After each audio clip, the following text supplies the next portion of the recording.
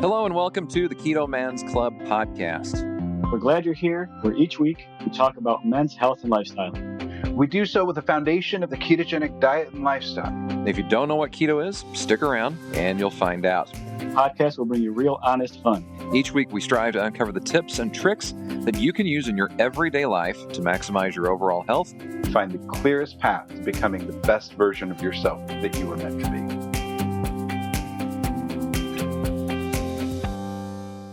Hello and welcome to this week's special episode of the Keto Man's Club podcast. My name is Chris. As always, I'm here, but I'm joined by a slightly different crew today. Alberto's with me here in my office, and we are joined by Keto Man's Club member David Blacow here in my office as well. We just got done doing a great workout together, just kind of doing one of the beginners workouts actually for the Keto Muscle Intelligence, right? Keto Muscle Intelligence Advanced Day 1, Week 1. Yeah, so it was a good workout for sure. And so and we're, funny enough, we're actually talking today with one of the guys behind the Keto Muscle Intelligence Program. So we're talking with Danny Vega. We've got him. Finally, we're able to nail down the schedule and get that worked out. Welcome to the show, Danny. Dude, thank you for having me so much, man. I know it goes without saying, but I always tell you, you are my personal superhero. Obviously, for anybody who doesn't know, Chris is my podcast manager, editor, therapist. So I'm happy to be here, man. I'm not sure how much therapy, but I at least do therapy on the computer side. Yes. Well, we're glad to have you. So for those that aren't familiar with us, give us a really quick rundown of who you are. You and just for those listening, there are, Danny has been on many podcasts, both as guest, and he has his own podcast called The Fat Field Family that you should totally check out and subscribe to, please, because it's really good stuff. But that's where you can get the really nitty gritty of who he is. But Danny, go ahead and give us a quick intro of who you are, what you do, and all of that. Sure thing, man. My name is Danny Vega. I am a lifelong athlete. I played college football. I was a collegiate strength and conditioning coach. And for the past 3.5 years, I've been following a ketogenic diet. Really, after the first year, was much more carnivore based. And my focus is mainly on how to build muscle and improve your performance on a ketogenic diet. But I also love talking about being a better human being, focusing on the family. We talk about on our podcast everything from nutrition and fitness to our parenting style, our unschooling with our boys. And that's pretty much me in a nutshell, man. It's all about my kids, my wife, my spiritual life, my training, and that's pretty much my top priorities. Yeah. You have, it has nothing to do with luck because you have placed yourself in such a place to be able to be on your own doing this and being self-sufficient inside of that. So we mentioned it with the Keto Muscle Intelligence. Give us a really quick rundown of what that is for those people that might be interested in that type of thing. Yeah, because they haven't heard it enough from me. Yeah. If they haven't heard enough from Berto. Dude, let me tell you, Berto has been like one of our biggest, cheerleaders. And I'm just so happy because I really think that when you got the right nutrition, and he's got the right nutrition, and then when you learn about execution, which is really the number one focus of Keto Muscle Intelligence, I would say it's twofold. It's number one, learning how to take into consideration this new diet that takes out carbs, which is, a very large part of bodybuilding, and trying to understand how can we match our diet with these new considerations of not having carbs in our system.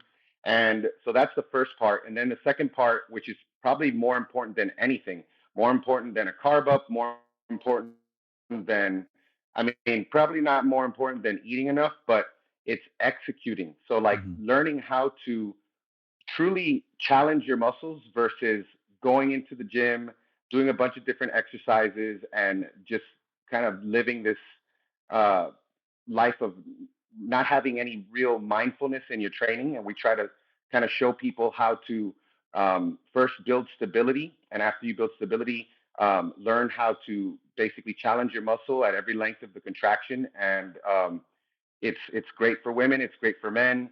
We've seen hundreds and hundreds of people who've had success, and now we're starting a coaching platform, which is going to be focused on not only what I spoke about, but when I introduce myself, becoming a better human being, learning how to plan your life and optimize your life versus just like, we're not just going to be body transformation coaches. We're going to be, helping people improve their mindset, have, the mindset of a champion, and just become a better human being. Because when you figure out all the nutrition, you figure out all the training, then, you can actually be the person that you're supposed to be. And then you can get to work changing the world. And that's honestly, truly the goal for us. Very, very cool. Well, the topic of what I really wanted to bring you on, and we may return to the fitness stuff because I think that's laced in all of this, for at least for you especially. But one of the things that I wanted to focus on with you is that you said it earlier. Your focus very largely is trying to make yourself and your family, your boys specifically, the absolute best human beings that they possibly can be. So, tell us a little bit about your mindset on family, about fatherhood, and then we'll kind of go from there. I'll pass it off to the other guys so that they can think a little. Yeah, for sure, man. I mean, I think with me, I'll be honest, like I have boys, so um, I don't know what it is to be the father of a girl, but I would definitely say that there's a lot of overlap, but there are some specific considerations. Like when I wrote down my top 5 priorities for my life, like several years back, when I got to the boys, the number one thing for me was I want to raise boys who become men of virtue with high emotional intelligence and a desire to serve others. And that's the number one thing, creating, um, trying to offset all the crappiness in this world by bringing better humans into the world. And that's really the best way to change the world. Like I tried to change the world in different ways, and I realized that there's lots of things out of our control, but what's in our control is number one, the way we live our lives and the behavior that we model for our boys.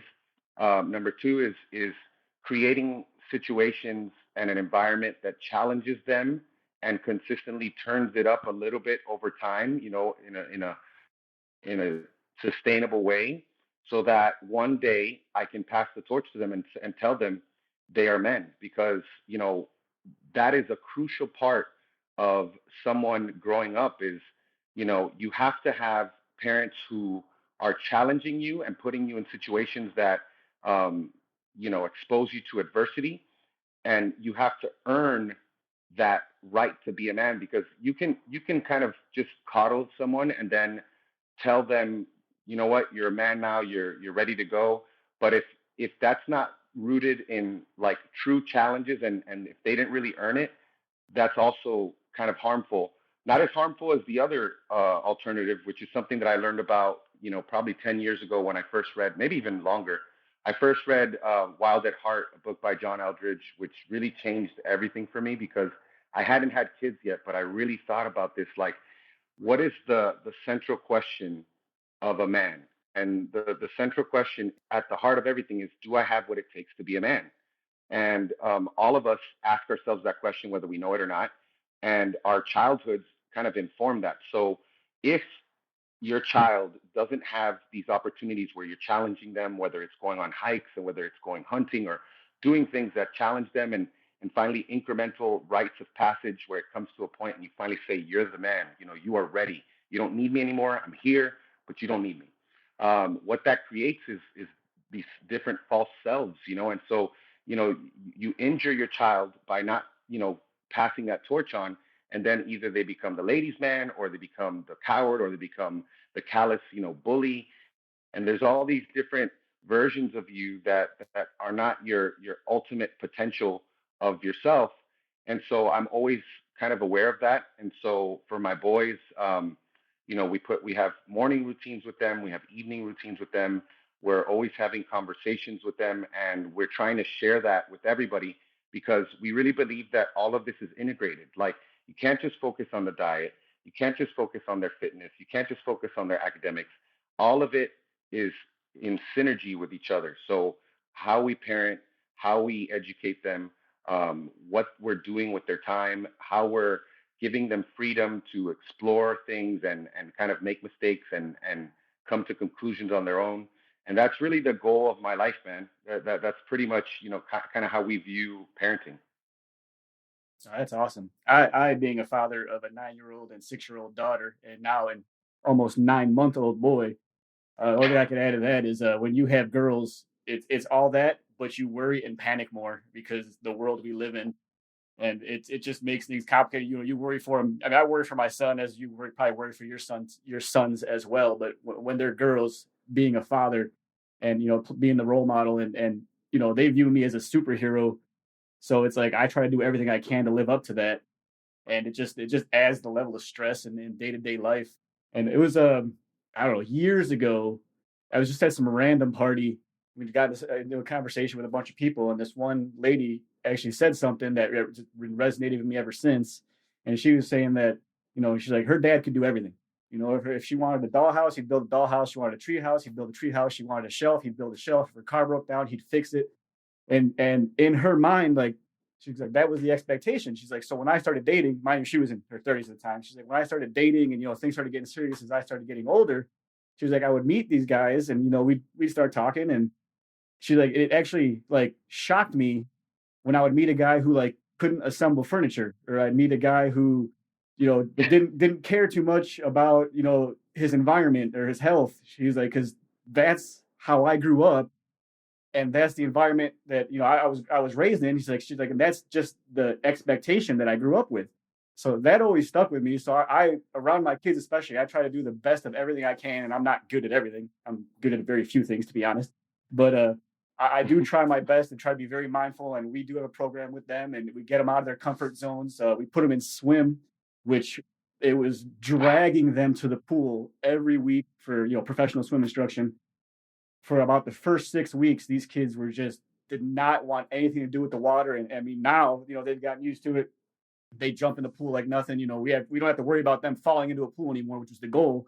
But now they're getting bored with swim. So now we're off to find the next challenge. And we're thinking martial arts or probably soccer or something like that. But it never ends. And your game doesn't stop when you become a father. Man, such good points, because like people need to be comfortable with the idea that your child is probably going to lose interest in something.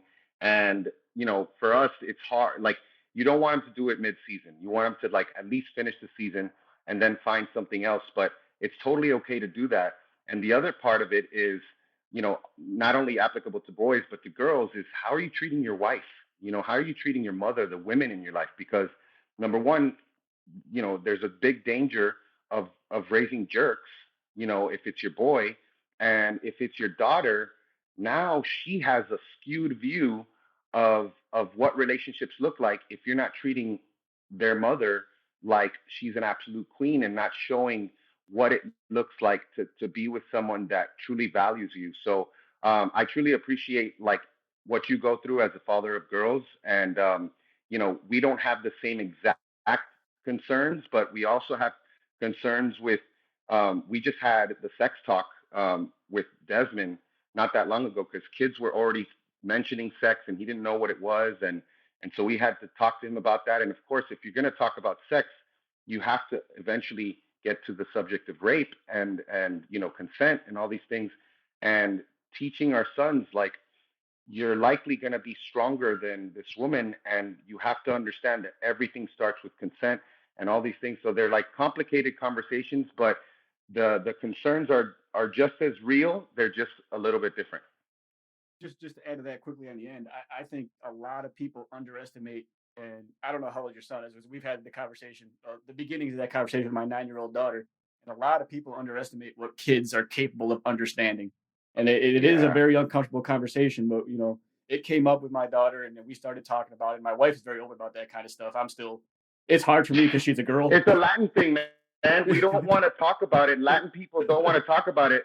And my parents and Maura's mom was like, what? You had the conversation? We had to remind her, like, Maura, she became a woman fairly early. And you had that conversation with her when she first had her, started to go through some changes. And that was only 1 year away from where we are with Desmond. Desmond's 8 years old. He asked me about conception 2 years ago, and I told him about conception, but it wasn't like he just learned about penises going into vaginas, and he was like, and before it was like, there's a sperm that fertilizes an egg. It's a lot more, it's more It's scientific. It's more scientific, and also just kind of like it's abstract, because you're thinking of like, okay, I get that. There's a sperm that goes into an egg, but how does that get there? So it's a Latin thing, man. I think Latin people, we don't as much, we aren't as comfortable having those conversations. Well, I'll follow up. I think Berto hit on a great point. Right, so many people want to treat their kids and coddle kids like they don't understand.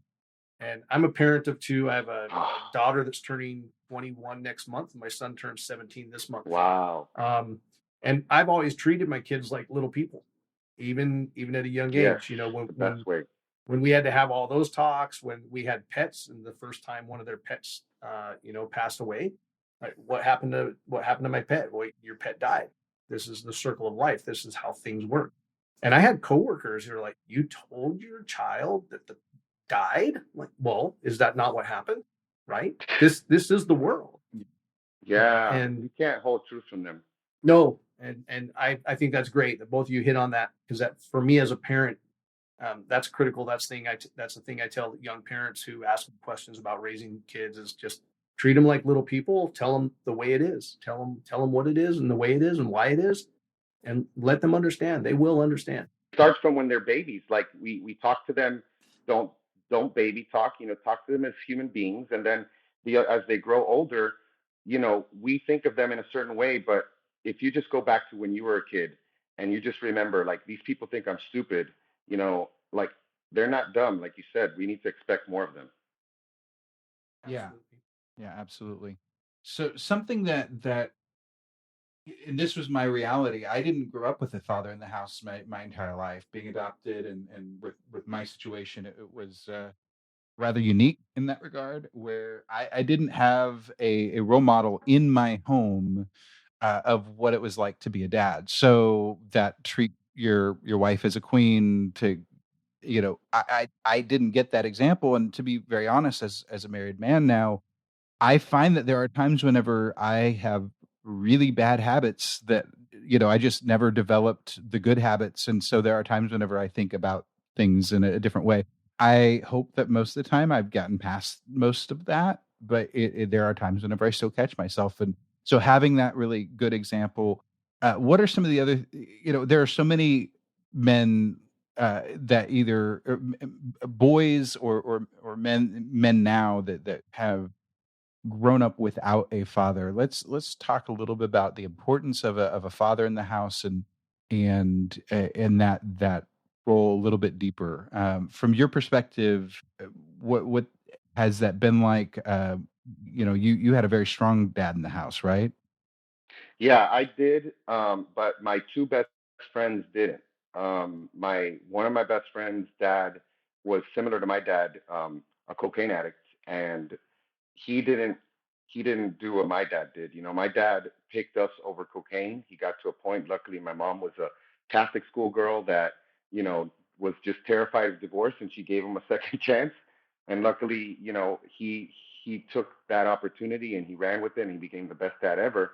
But my two best friends didn't have that father figure. So just because you don't have a father figure, and this can be for like either for a child not to have a father figure, it's not optimal, obviously, but you have, number one, you have to look for mentors. Like my dad bought both of my best friends basketball shoes when we played basketball because they needed them.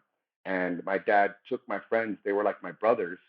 And the other thing that I have to just be 100% honest about is, you guys know where I stand. I'm Christian, and, God is our father, and he is the ultimate father regardless. And so if you don't have a father figure, truly you don't have that real world physical father figure, which again is not optimal. But at least, for example, like what you went through, Chris, is like you're mindful of it. So at least you're mindful of it, because we have to acknowledge our traumas. We all have traumas, and we all are going to screw up our kids. I mean, we're not going to do it on purpose, we're gonna like Brian. When Brian and I Brian Williamson, Keto Evangelist, used to have our podcast, and we used to have these talks about stuff. He's like, you have to basically pick and choose which neuroses you're gonna give your child. like there's gonna be something, because you can't disconnect from the trauma that not only you went through as a child, but I truly believe that if we're thinking about like what is a generational curse, it really truly is just genetic memory passing on traumas from generation and generation.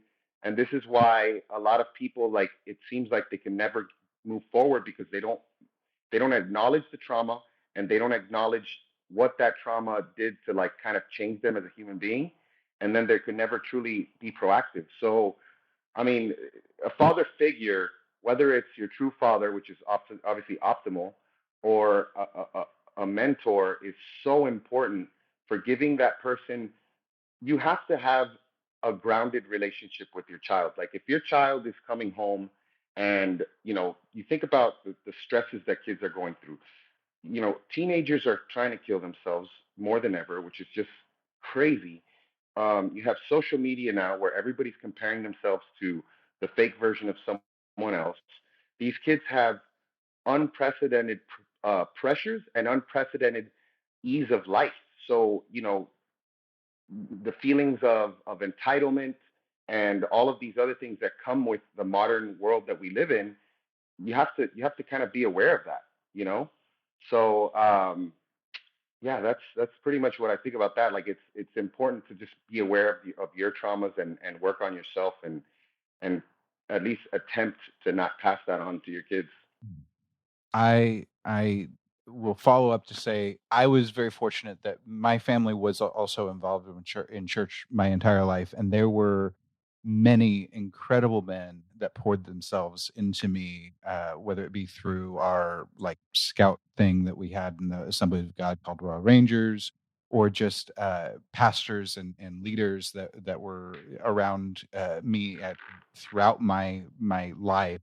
They did pour into me, and so I'm blessed to have had surrogate fathers that were spiritually minded, that have been able to come alongside me and help fill a lot of those voids. But even as an adult in the last 2 years, and Danny, you're in my inner circle, so you already know this. Yep. I've actually Yep. had to go through some therapy to address issues that I was having as a man that develop from a father wound, more or less, and or the lack of Yeah. a father in this case. And so there are times and places where you have to seek counsel, and get help, both as an adult and as a child. But some of the things that I went through could have been mitigated on some level, if the situation was different. But that's life, and you move on, and it's all good. Again, you pick your neuroses. I could have been far worse off. So yeah, let's talk about what you do with your boys on a daily basis. Some of the routine that you try to set intentionally. Let's talk about. Oh, I absolutely love this subject, because it's all about practice. The theory is great, and talking about it to everybody, and then I could very well be talking about what the goals are, and then not really truly putting it into practice. And that's, what is it? Theory without practice is dead, or knowledge without practice is dead, or whatever that is. Um, so we have morning routines, and I was last year very much involved with Desmond's morning routine. This year, I had to make a decision to not be a part of that morning routine anymore, because I remember going back to when I was a medical device rep, and I would be gone by the time they woke up. I was gone, and then I'd come home, and we'd spend quality time together. But I was so much more productive. And now that I have to be mindful of my time, and it's not like I'm on salary. I have to, everything that I make, I have to make it myself. So I've decided to let Maura take over the morning routine, which is on one end, kind of sucks, but it's just the reality. They're in good hands with her, obviously. So they wake up in the morning. Desmond has been meditating now. So Desmond is using the Calm app. There's Calm Kids. They got kids meditations, which he absolutely loves. We do workouts at least 3 days a week. So he'll do pull-ups, push-ups, calisthenics. We go on walks, jujitsu 4 days a week. So having all of these things, and David, and also Berto actually mentioned this about the swimming and the kicking and screaming and all that. And it's really interesting to me that, so we go on hikes and we do things that we challenge them. And it's so interesting to see that these kids, it's not always this way, but sometimes it's like you're on whatever it is that you're doing. And you have to go into it with these expectations and knowing that they're probably going to complain. They're probably going to, start to, like, after it gets difficult. And I'll give an example of this. So one time me and Desmond went on a hike, and I this day I said, you know what, my goal for today is to have Desmond develop a mantra, because I know that in my life, when things got hard, I learned about mantras, and I learned that the power of a mantra, and the power of really, like, shaping your life and shaping your world by what you think and what you say to yourself and what you say out loud. So, for example, like last night, I was about to fall asleep and I started to get all this anxiety. I still get anxiety about presenting. As much as I love it, it's like, you're going to mess up, you're going to do this. And I was like, I caught myself. And the ability to catch yourself and not let those thoughts infect you is so important. And so when Desmond and I went on this hike, I said, this is what I'm going to do. I'm going to go on this hike with the intention of getting lost, which is super easy for me because I have the worst sense of direction ever. And so, like, about an hour in, we got lost. And I was tracking, and we were already about, like, right around 3 miles in on a pretty decent, not too rough of a terrain, but, for every step I take, it's like 2 steps for Desmond. And I started to say, okay, now it's getting hard. And I started to see him start to do this, like little things like that. And I was like, okay, this is about that time. I said, Papi, right now, what I want you to do is I want you to develop a mantra. A mantra is something that you tell yourself when things get hard to really push through these things. And so I said, I just want you to think about what you want to say to yourself. And so I was kind of ahead of him and he was right behind me. And I heard him whispering. And I just was like, what is he saying? And I'm like, oh, he's practicing different mantras and seeing, which one kind of makes sense for him. And then finally, like after a few minutes, he's like, I got it. I was like, okay, what is it? He's like, you got this. Nobody's better than you. That's what his mantra was. And I was just like so overjoyed, man. And he still remembers that mantra. I asked him about it the other day, like, do you remember your mantra?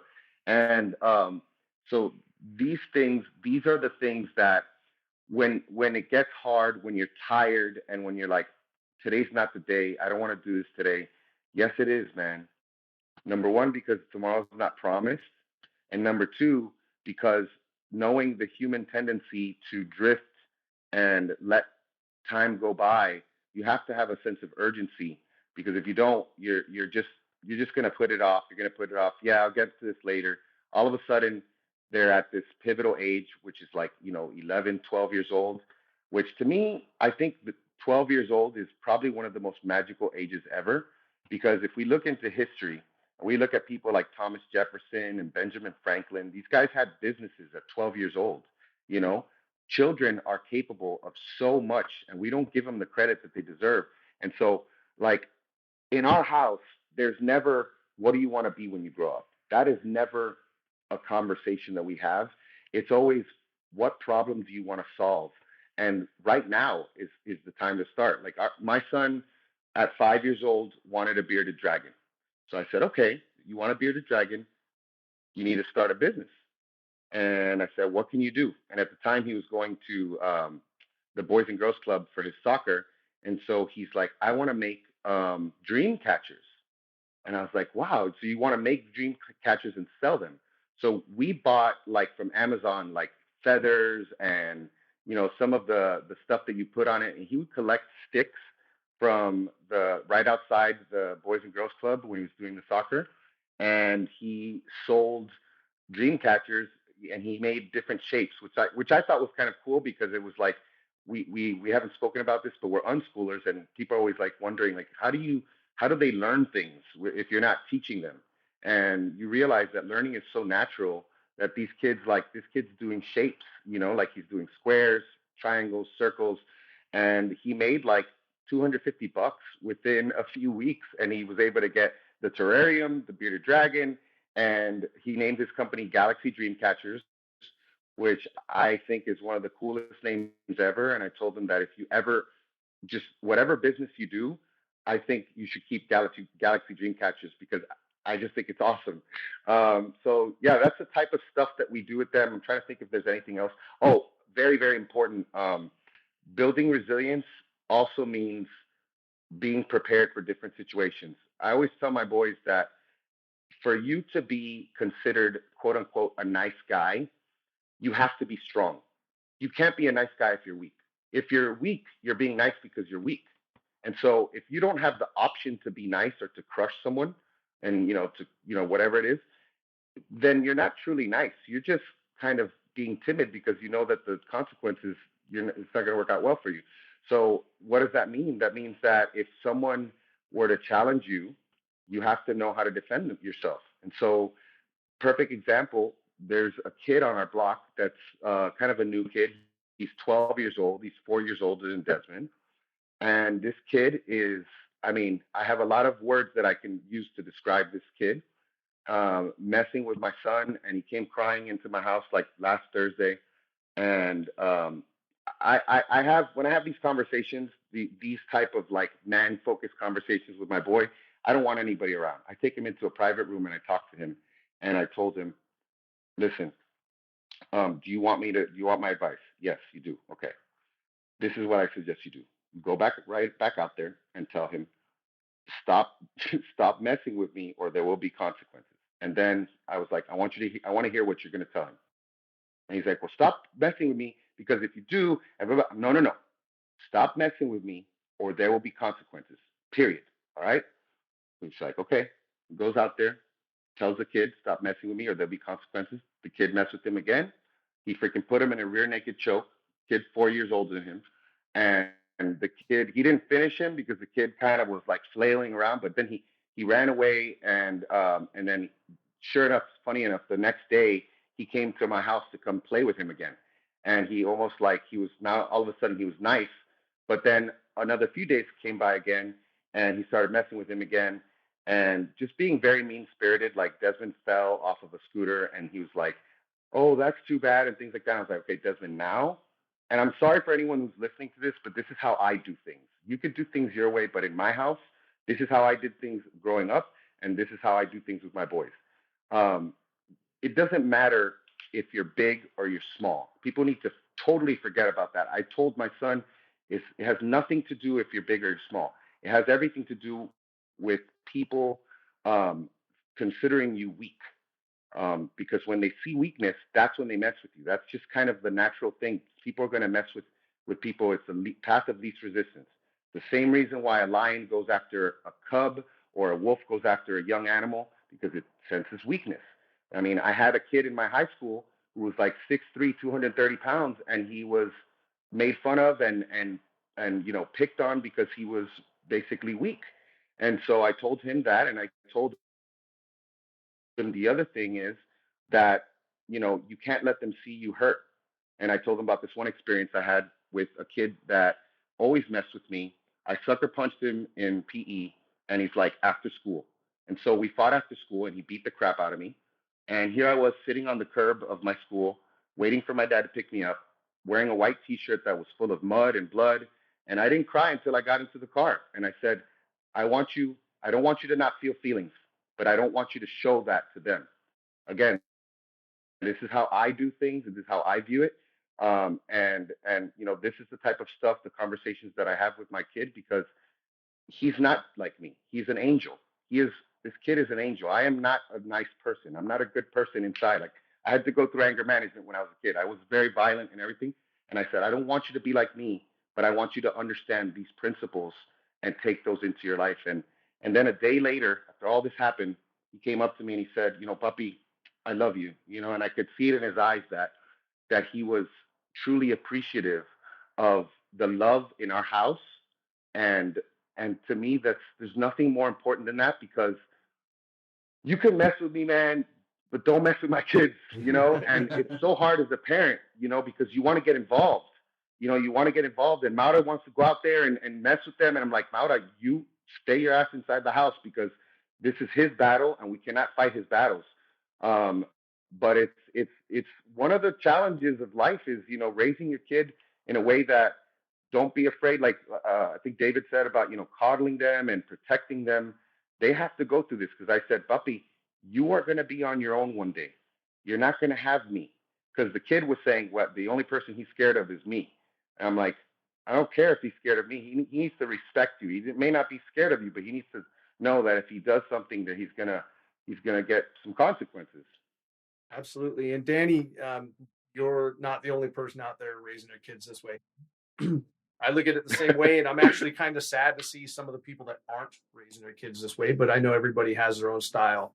I've done the same thing with my kids. As I said, my son's turning 17 here soon, but he's had to face a bunch of adversity growing up, and sports played a big role in his life. And I know some of the topics that came up here about mentorship and learning to be a man. I think sports, whether it's even for a boy or a girl, having those coaches and those people in their lives can offer some of that. But additionally, teaching them to fight their own battles, as you mentioned, and then supporting them in the society that doesn't seem to support that structure anymore. So my son, he was at school. People were picking on him. He told them to leave him alone. He walked away. They came back to him. He told them to leave him alone. They walked away.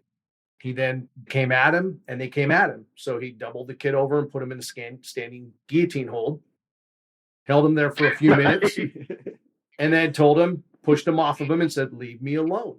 And the kid came at him again. So he put his knee in his gut, bent him over, and put him in another standing guillotine. But that ended up with the principal. The principal calls home, gets a hold of my wife, and they're, he used martial arts and blah. She says, I'm fully aware of this situation. And he used martial arts to defend himself, and that's okay. Yeah. And so he had to write a paper for the school. When's the appropriate time to use martial arts? So I asked him, what are you going to say? He says, I'm going to say when somebody's attacking me and I need to defend myself, as was the situation now. And I'm like, fine, I support. That's exactly what happened. And we support that. And so did his martial arts instructor and everybody else. But that's a critical component as well, just supporting them in this society that doesn't seem to support the right to stand up for yourself anymore. Yeah. And the other thing is, I want people to understand that this does not apply to words. If someone's hurting you with words, I don't think that warrants. Sometimes, like, if it's really hurtful, then you're going to lose your temper. But like, we're not out here telling people to, every time someone tells you something you don't want to hear, to go punch them or to put them in a chokehold. But sometimes, sometimes the words can be very, very hurtful. And sometimes maybe it gets to a point where even words, necessitate you getting punched in the face, because, the problem is, especially going back to social media, that we live in a world now where you can anonymously say something to someone. And I think you guys know the the guy who wrote the Conan the Barbarian books. He has a very, very interesting quote that basically, it's Robert E. Howard. In 1930, well, he died in 36, and he says, civilized men are more discourteous than savages because they know they can be impolite without having their skull split. And this is the world we live in, where you can be on social media and talk crap to someone and not get punched in the face. And, that's not what I'm going to teach my kids, because, up until a certain point, when you get older, then you have to start worrying about people pressing charges and things like that. But you need to defend yourself. And, for you to raise a child who's docile and then expect them to be able to defend themselves, like all of a sudden switch it on when they turn 18, it's not going to work. Absolutely. Mm-hmm. And as you mentioned, it's not all about physical defense. Sometimes it is defending yourself verbally and having that quicker wit, being the bigger person, the bigger man, if you will, right? We're talking about men here, the bigger man. My son plays roller hockey. If this was one of those, so I think Berto mentioned dragging him, kicking him, screaming, and Danny, you mentioned not letting him quit in the middle of the season. And I applied the same practice to my kids when they chose to play a sport. It's like, okay, well, do you want to just do this martial arts and see where it goes, or do you want to work to become a black belt? I want to work to become a black belt. Okay, you've just made a commitment to become a black belt, right? Great. And that's going to take this long. Now, had they eventually really pleaded that they were so dissatisfied, I would have let them quit. But when it got hard, especially they got right down to black belt testing, they had like 6 months left. My son's like, I'm done. No, you're not.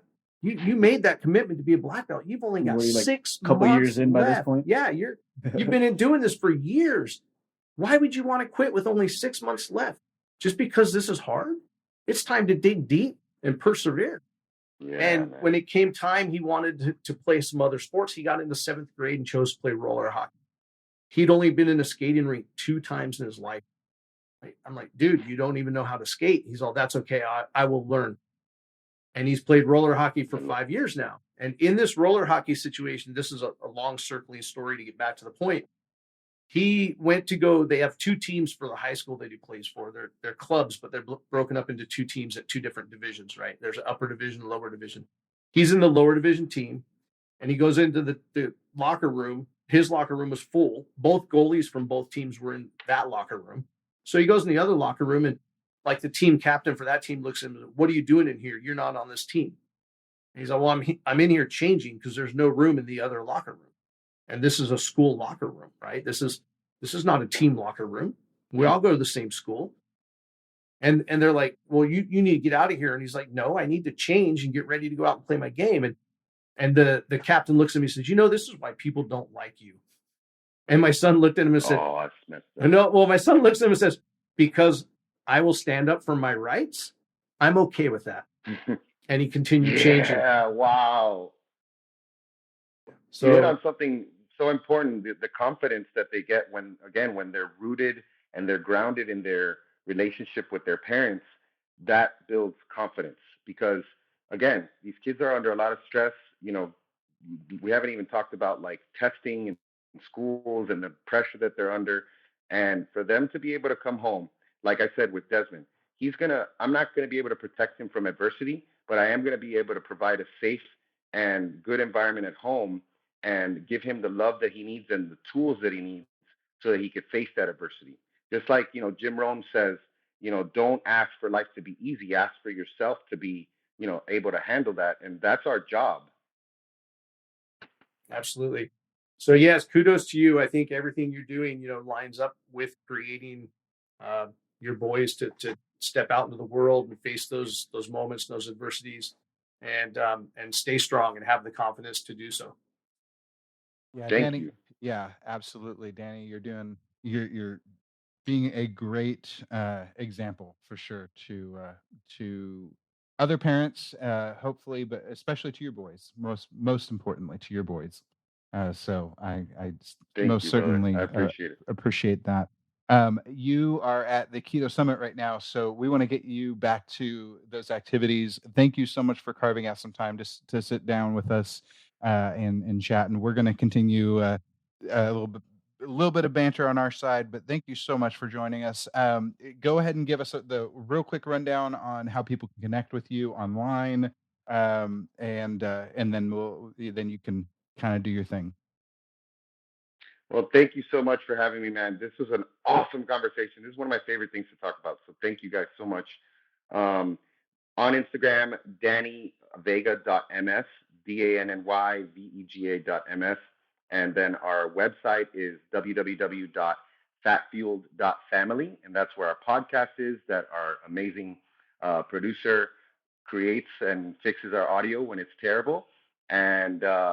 And that's pretty much it. I mean, if people are interested in Keto Muscle Intelligence, they can follow at Keto Muscle Intelligence on Instagram, and that'll get you access if you want to get a free document on kind of the 5 tips on what you may be doing wrong if you're not building muscle on keto, and that'll get you started if you're interested in learning. And then you can get the program from there. You can purchase coaching and reach out to me. I'd love to talk to anybody about any of these things. Absolutely.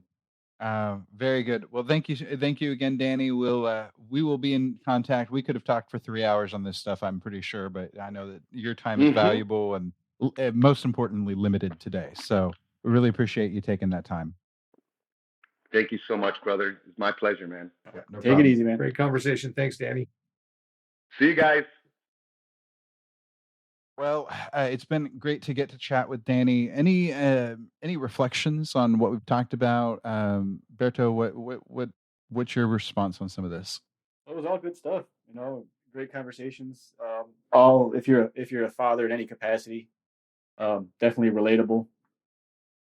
So I think we were able to squeeze a very good amount of information and conversation into a very short amount of time. He's an extremely busy person, and he's actually logged off right now to go do an opening ceremony at a keto convention. So he was gracious enough to give us our time. But I think we hit on a lot of great points there. Yeah, absolutely. David? Yeah, I agree. And I think, we approach this from the perspective of raising boys, raising them to be men.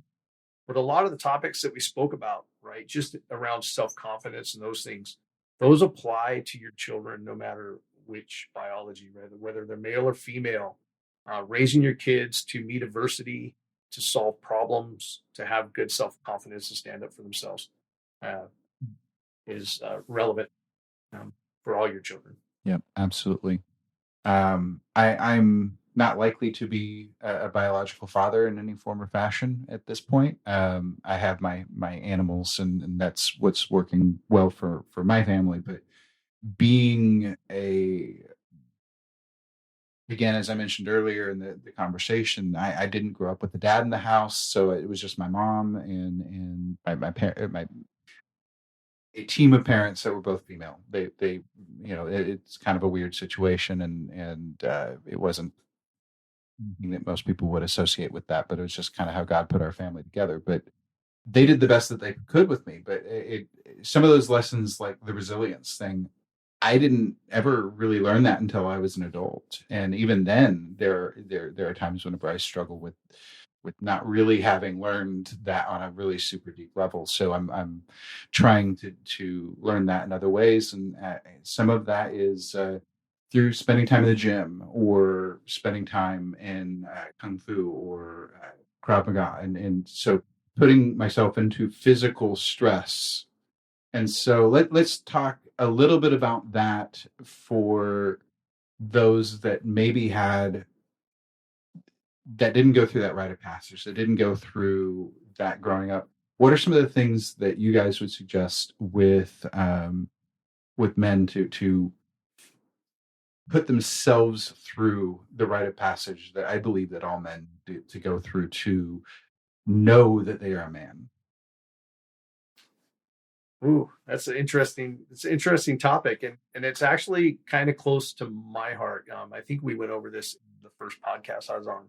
I lost my mother at an early age, at age 6. I lost my dad at age 13. I have many brothers and sisters. There are like 8 of us. And my oldest brother and I have a 30-year span of age. So old enough to be my father, right?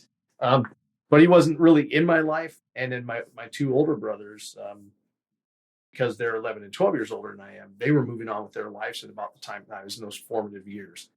And this topic just came up this weekend. So, part of what puts me here with you guys today is coming into the state to see my family. And my brother and I were having that discussion about how I still turned out and had a lot of attributes and the characteristics and whatnot that they exhibit, but they weren't a part of my life. And what did that? Is it nature? Is it nurture? And, that sort of piece of the topic. So, I think a lot of it comes from a natural piece, but for those guys that didn't have it, it's looking at, I'm struggling to figure out where I'm going to go here. Looking at your problem and understanding that that's kind of the way the world runs, right? There will always be difficulties and problems. And the key to that is how you face them, right? So to dig deep, I think in the Keto Man's Club, we talk about it a lot. You have willpower, and then you have discipline.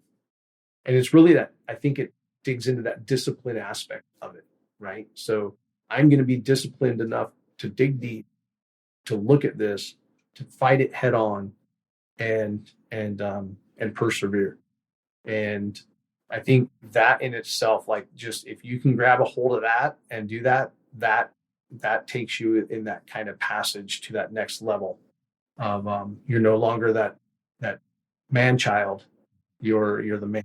And to even scale it back to an even simpler level, like routines. I mean, force yourself into a routine. And most everybody has to go to work. That's part of the routine. Do you always want to go to work? Probably not, but do you? More than likely.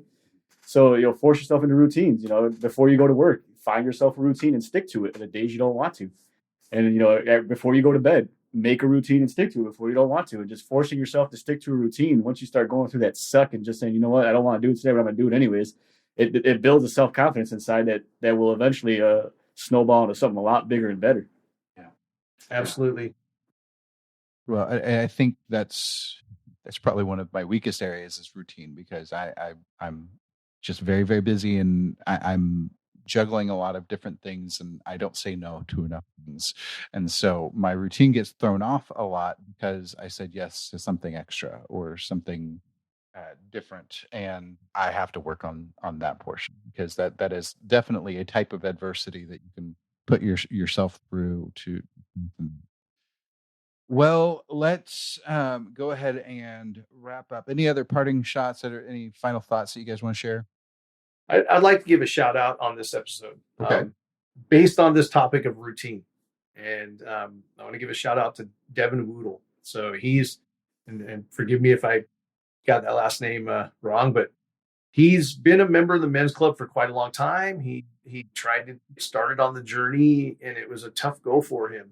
And he jumped into the boot camp, and he has, at least in the last few weeks, been showing that drive to establish that routine, to the point of getting in daily and even doing video changes and hitting that gym and pushing through. Mm-hmm. And so, kudos to him for digging in and starting to establish that, and working on building that. And it was very relevant to the topic we were working here with the routine. Absolutely. And we knew it going in, and he was the first to admit that he needed a little bit more of a tough love approach. So, yeah, if you think I'm normally blunt with comments, they're even more so when it comes to him. And I won't get into details because it's a private group, and we don't need to air it out. It ain't nothing bad, but he asked some questions, and I just give him like 1 or 2 word answers. And then he's got to sit there and ponder it for a little while, and then he'll give me his how he perceived it, and then I'll just kind of like, okay, that's exactly what I was talking about. Oh, okay. And he admits he overthinks things, but he's doing great. He's sticking to a routine. He's making the better decisions. And he's rocking it right now. He is. I love it. I think he made a comment in the main men's club, posted a video over there. Yeah. And I think it was in that video that he said if there's one thing he's been consistent with, it's been being inconsistent. And so that was those are some of those moments you have as you're on the journey. And I think we all have them at some point. Like, I know I can resonate with one. Was for me a pivotal moment was the moment that I looked at, somebody offered me a sweet treat at work. And they said, I know you're going to tell me no, thank you. You're going to tell me no. But I feel I have to offer this to you, right? And I'm like, I understand where you're coming from, and you're absolutely right. No, thank you. Thank you, but no, thank you. But the person said, because you can't eat this. And I looked at them and I said, well, actually, I can eat whatever I choose to put into my mouth, chew up and swallow. But I don't eat that anymore. And it wasn't, Danny talked about mantras. That wasn't my mantra at the time or anything. It was just words that came out of my mouth in that moment.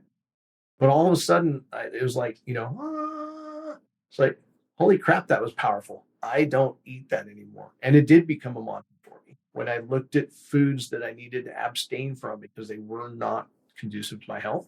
My mantra, as Danny was talking about, became, I don't eat that. Absolutely. And we all have to find those things for ourselves, whatever that is, whether it be a mantra or just that core thought process that's necessary to push through. We have to find what works for us. It's because it can't be ascribed to you. You can't take what somebody else says. You can't use I don't eat. that's not going to necessarily work for everyone else. So each one of us has to go through the struggle to find. And I have one more thing I'd like to share. It's more from a personal view, but I think it's very relevant to the Keto Man's Club. I was having a conversation with my eldest brother, and he had some health issues, and he drank a lot, and he smoked cigarettes, and neither were conducive to his health. And I was having a conversation with him. I found out he's now been like 5 years free of both. And I shook his hand and congratulated him on like, what was the big moment? And he goes, it all started. I just had it. He goes, I quit cold turkey because in my head, I was like, this just needs to be done. And he goes, got it in my head and I moved forward. And I asked him, I'm like, can I share this? Because we often talk about get your head right. And that's exactly what he was telling me at that moment, right? Got his head right and was like, this is what I'm going to do. And so he went and did it. And the important thing is recognizing that moment, because that moment could happen. And if you're not going to acknowledge and take action, then it's just another moment. Like I've talked about it plenty of times. For me, that was actually Christmas morning 3 years ago while I was cooking Christmas dinner, where it just like in my head, I was like, this has to change. I was incredibly hungover. Again, my dog had run away. I had this big giant roast about to come off the grill, so I couldn't leave the grill. And I'm just standing out in my backyard, like almost feeling helpless because like this has got to come off the grill. Who knows where the dog is, and I was just like, you know what, I can't do this anymore. I go, something has to change. It has to change right now. So finished, pre-keto. So finished cooking the entire Christmas dinner, and I only ate what would be keto in that dinner, which at that time was just the protein portion. But that was my moment. I had it. I recognized it. And it was just like, yeah, I could just go ahead and say, yeah, whatever, I'll start tomorrow. And I'll just eat dinner and eat all these treats and brownies and whatever else we had that day. But in my head, it just clicked and I had to take action at that very moment. And there's been no looking back ever since. Yeah. That I didn't have a single moment for that, but I was coming up on 35 3 years ago, and I'm like, okay, I'm at, as averages would say, I'm hitting my midlife at this point, because the average age of males is 70. So I should probably try to focus on making sure that I can make it to 7. And so some of that was whenever I started on TRT. And then shortly after that, I found out about keto through the podcast that I've talked about previously, and finding it. And so it wasn't any concrete set thought, but there was a pivotal moment in my life where my focus changed, and I had to make a conscious decision. I am going to improve my life. And I shared this on social media this week. Yesterday I had my every 6-month blood work for monitoring my TRT. And we also did an extended blood panel to do basic physical stuff. And my doctor is really good about trying to review everything with me. And he's just going through, and this is perfect. This is perfect. This is spot on. This is exactly where we want it. It's just straight down everything. And he gets to the A1C and he says, you're 4.6, 4.7, which is definitely in the totally not diabetic at all range, totally normal range. He's like, you have no idea how many years you have. And just by and that is the direct result of me getting to a point where I said, thus far, no more. I'm going to find something. I'm going to, and I tried a few things up to that point. It was a very slow panic shifting, steering the big ship thing for me initially. But once I found the lever that I had needed, the lever that I had been missing all along, which was removing carbs from there was a major shift in all of that. And at this point, I'm very well set on the becoming the absolute best version of myself that I can be, so that I can be a good husband, so that I can be the best example of what Jesus, is, and things like that, because those are what's important to me in my core. So those are all things that I'm going through right now, refocusing, just like, okay, what's the next major shift that needs to happen? What's the new stressor that I need to put myself on intentionally that's going to help me make the next leap forward? Because I think we all need to do that and reassess. Excellent conversation, and I hate to cut it off, but at the same time, we can go for hours, and it would just become rambling at that point. It would just be long circles on top of itself at this point. Yeah. Well, David, thank you for joining us. Going back to Danny. Danny, thank you so much for joining us today. This was a great time that we've been hoping and wanting you to happen for a while, and we finally made it happen. So definitely check out all of his stuff, DannyVega.ms, Fat Fuel Family, and they've got Fat Fuel Kids, where they're sharing what Dean and Desmond are up to on a regular basis. All of that stuff is out there and available. So check them out. David, how can people connect with you? Well, obviously, you can get me in the Keto Man's Club, and then on Instagram, I'm at KetoDave5. And those are the primary sources for me at this time. Berto? Same thing, other than the Keto Day 5 part, at the Keto Cholo. And as always, I'm in the group, and you can get me on Instagram at DuckmanKeto. And got some really cool stuff coming up down the line for the Keto Man's Club in general. So you should follow us on Instagram at Keto Man's Club Podcast. And you can check out our website, get all of our social links, the show notes, the podcasts, the groups, the Facebook pages. At this point, we've got all sorts of stuff there. So check out theketomansclub.com. so that you can connect with us, because we want to connect with you in any way, shape, or form. If you have questions or comment, you can always call us at 512-518-6161. Leave us a voicemail. We'd love to hear from you. And you can also email us at ketomansclubpodcast@gmail.com. Well, that's it for this week.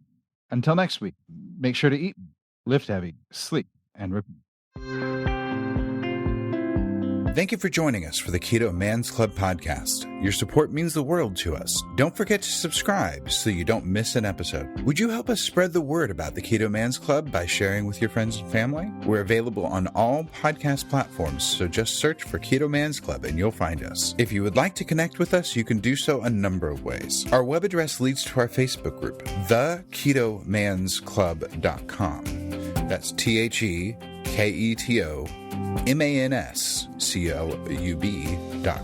You can also follow us on Instagram at Keto Man's Club Podcast. Lastly, if you have any comments or questions, feel free to reach out via email to KetoMansClubPodcast@gmail.com. Thank you again for joining us today, and we look forward to hanging out with you again next week.